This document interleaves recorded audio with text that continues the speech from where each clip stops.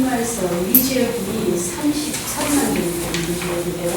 50년 출마를 하면서 협동조합 주택 협력을 우리나라가 응원주면서 인사를 했거든요.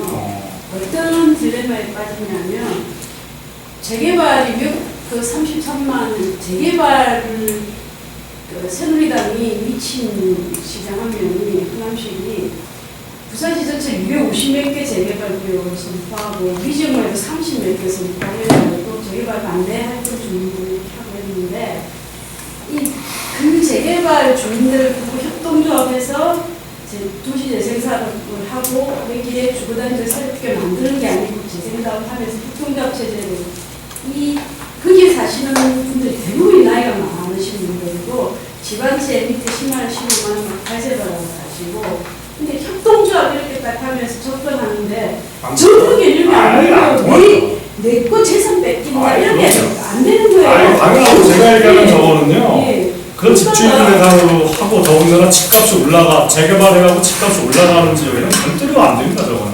아니 그냥 재개발 다 취소되고 있어요. 취소된 지역의 경우에 노인들은 일단 대화가 안 되는 분들이 있거든요. 얘기하지 마시고 안 돼요. 근데 젊은 사람들이 그러면 거기에서 그 주택에서 살기 위해서 뭘 할 수 있는 요소를 다 젊은 사람이 그거 아파트에 살지 이게 악순환의 연속인 거예요. 아니 그래서 그 경우에는요 제가 지금 나중에 소개시켜 드릴게요.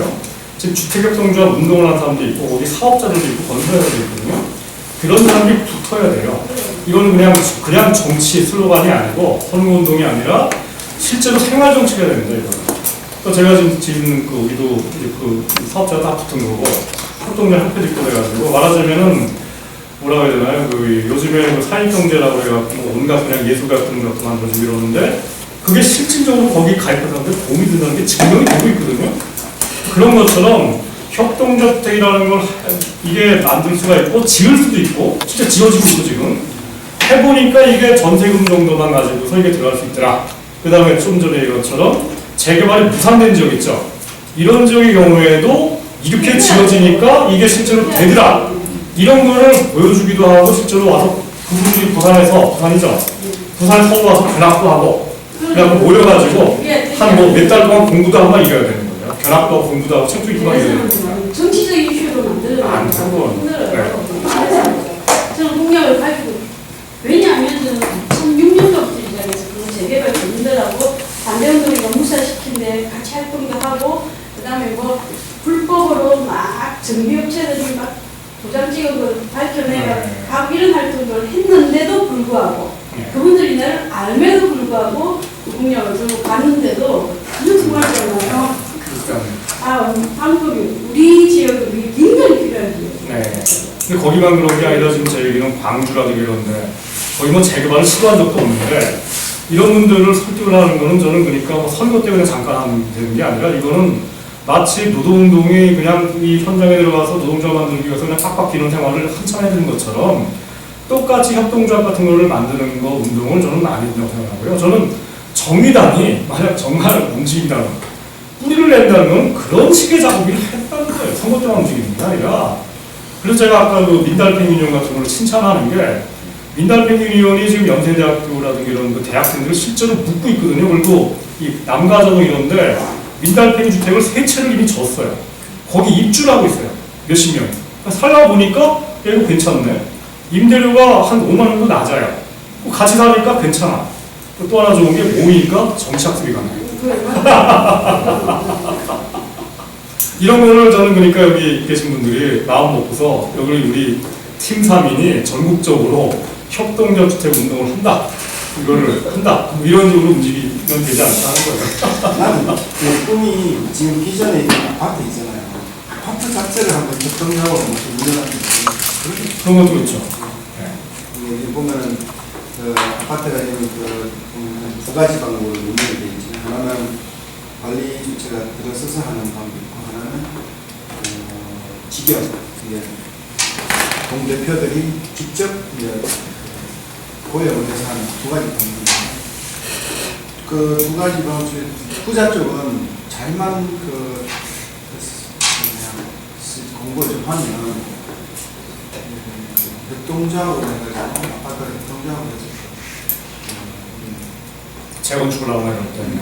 아파트 관리만. 아, 관리만. 네. 관리만 하는 협동조합이 가능하니까요. 그것만 아, 해가지고 그거는 정말 제 아는 친구가 협동조합 전문가인데 그 얘기 하더라고요. 아파트 관리하는 게 지금 온갖 비리가 판치고 있지 않습니까?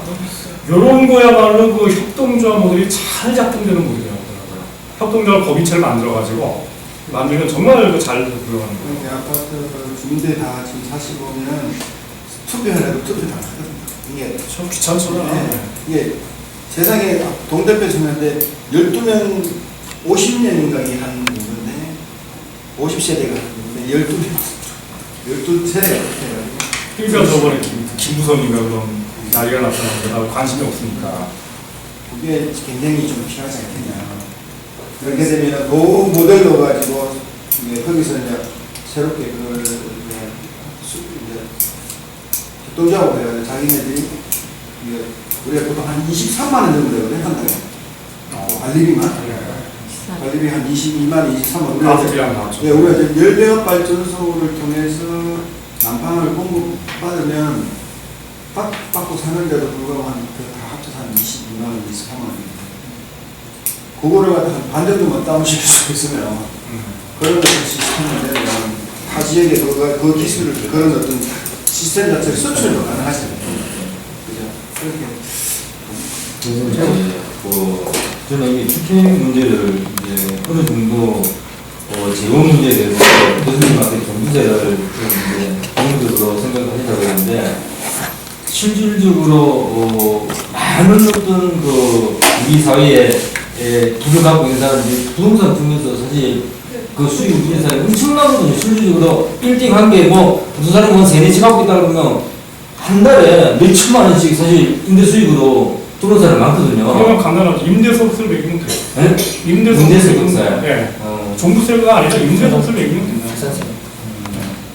왜냐하면 종부세가 문제가 되는 게 종부세는 그 부동산으로부터 전혀 소득이 없는 경우에도 세금이 나와요. 그렇지. 그럼 부작용은 옛날부터 이야기했잖아요. 이게 한 채 갖고 있는데 종부세가 나온다. 이런 거는 나중에 이제 그 사람이 죽고 난 뒤에 환수한다든지 그런 일부 세부적인 상속세를 내고 네, 세부적인 것은 이제 그거는 한다고 그때 이제 그 어떤 정책이나 제도적으로 문제 없는 게 어디 있겠어요. 근데 그거는 노무현 정부 때도 계속 이제 그 문제가 제기됐기 때문에 그 이후에 이제 그런 단점을 보완하고 실질적으로 이제 그런 게 있을 때 이제 종부세 같은 경우는 연간 그때 한 20조씩 이게 2조인가? 2조밖에 안 돼요. 2조 제가 5년에 100조가 걷어진다고 그때 아이고. 아닌가요? 노무현 정부 때 제일 많이 걷었을 때 3조 걷었고요. 그래서 이명박 정부 때 이거 죽였잖아요. 6억으로. 그래서 2조 걷고 있고 지금. 그 1조 더 걷는 거 가지고서 말하자면 복지국가 하는데 턱도 없는 돈 가지고서 그 난리를 짓는 거니까 제가 아까 뭐라고 한 거예요. 저는 돈 10도 안 올라. 보면은 솔직히 이게 우리가 임금을 상승시키는 방법 중에 하나가 최저임금을 이렇게 올리는 것도 중요하지만 이게 최대 임금 차이를 5배나 이렇게 못 넣게 딱 정해놔버리면 자기네들 더 받으면 밑에를 더 올려야 돼요. 그래서 그 얘기만 더 하자면 세금이라는 게 여러 가지 종류가 있는데 크게 보면 법인세나 이 소득세 같은 경우에는 자기한테 현금이 인상해서 내는 거거든요. 특히 근로소득세 같은 경우는 이제 한 달에 400만 원 받는데 그 중에 얼마 뛰니까 얼마 뛰는지 모르잖아요, 대부분 다. 엄청 균살거리니까. 근데 종부세나 재산세 있죠. 노무현 정부 때 그 나타난 현상이 종부세만 올린 게 아니라 재산세 가표를 올려버렸어요. 그러니까 현실화 시켰다고 그러죠. 그래갖고 이제 보통 이 시가 대비 한 반도 안 냈는데 재산세 가표를 구하는 이걸 70% 80%까지 올리니까 재산세가 다 올라갔어요.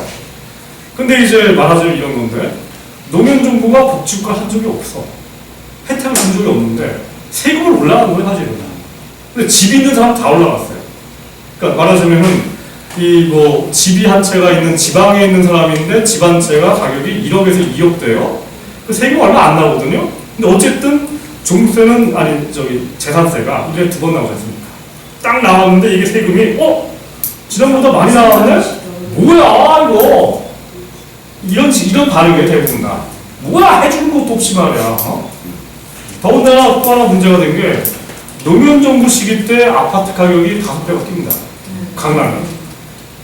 그리고 강남에 있는 제 친구들 얘기인데 자기는 2억 되던 시절에 그 사무실에 들어갔어. 90년대 중반에. 근데 나 투기할 목적도 아니야. 들어왔는데 그냥 가만히 있었는데 2003년도부터 막 뛰어. 그리고 10억이 넘어가. 그게 종부세에 들어간 거야. 그러니까 6억 넘어갔으니까 4억에 대해서 종부세를 내는데 4억 넘어가면 이게 뭐 한 500이 넘어가요. 나 투기도 아닌데 이 팔 생각도 없는데 왜 이걸 내라는 거야?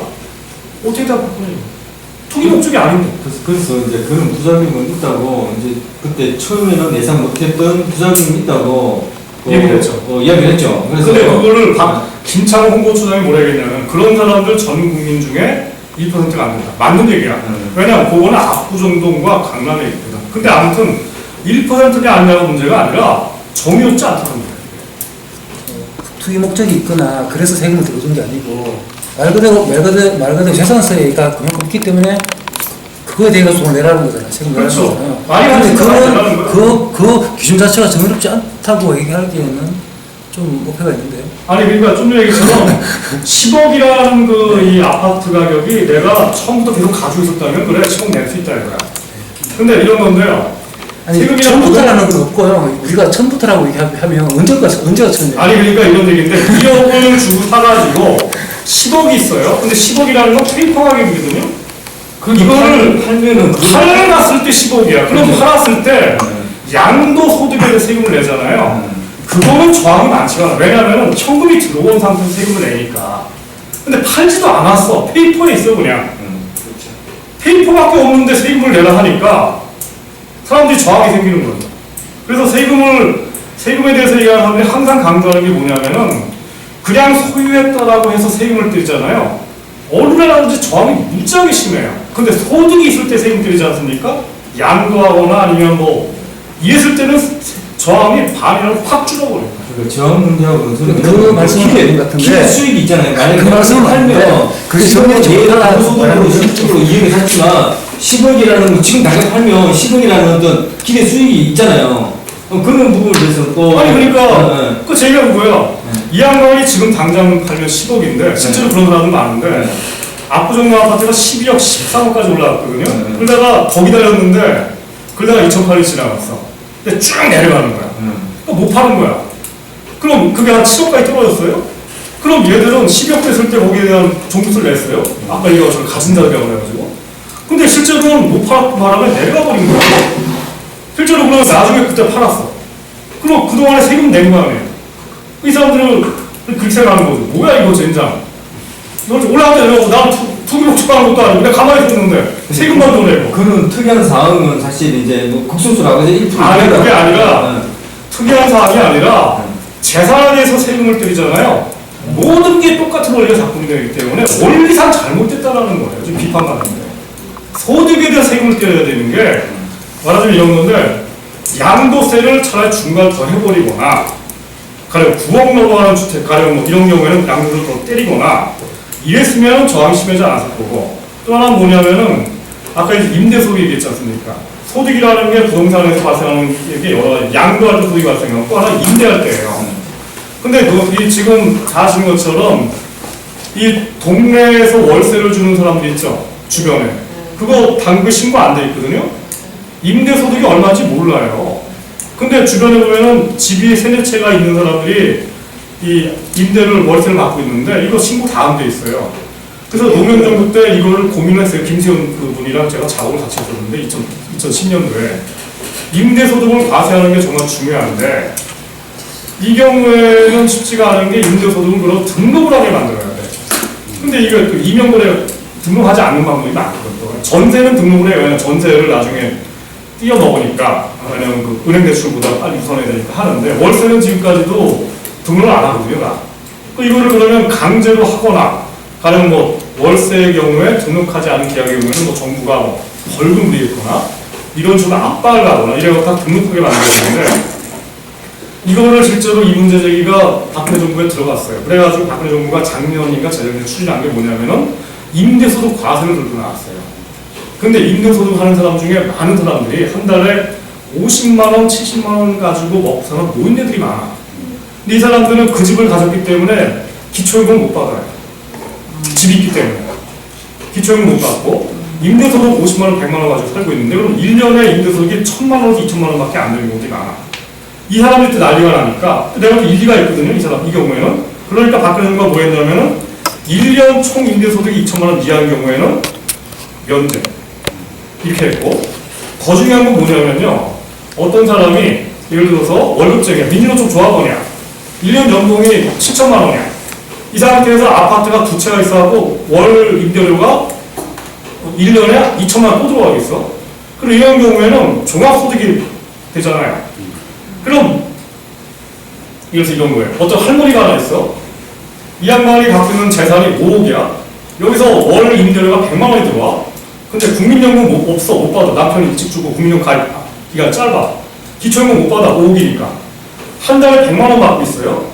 연소득이 1,000만 원이야. 여기에 대해서 이 사람을 당신 불로소득이니까 세금 때리는 거 하고, 그 다음에 옆에 있는 민요 조합원 연봉 7천만 원, 그 다음에 아파트가 몇 개 있어. 어느 게 더 정의롭냐, 이런 문제가 왔어요.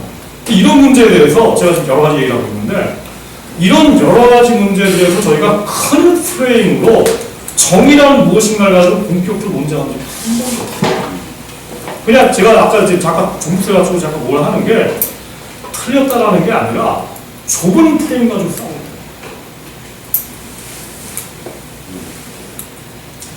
그런 걸 잘하는 사람이 있죠. 이게 뭐냐면 그 무상급식 관련해가지고 홍준표 무상급식 관련해가지고 사실 우리가 큰 어떤 목표는 편적 복지를 갖는데 실제로 무상급식과 그다음에 무상급식에 따른 민소화 문제를 그 프레임을 같이 넣어버리면서 사실은 이거 자체가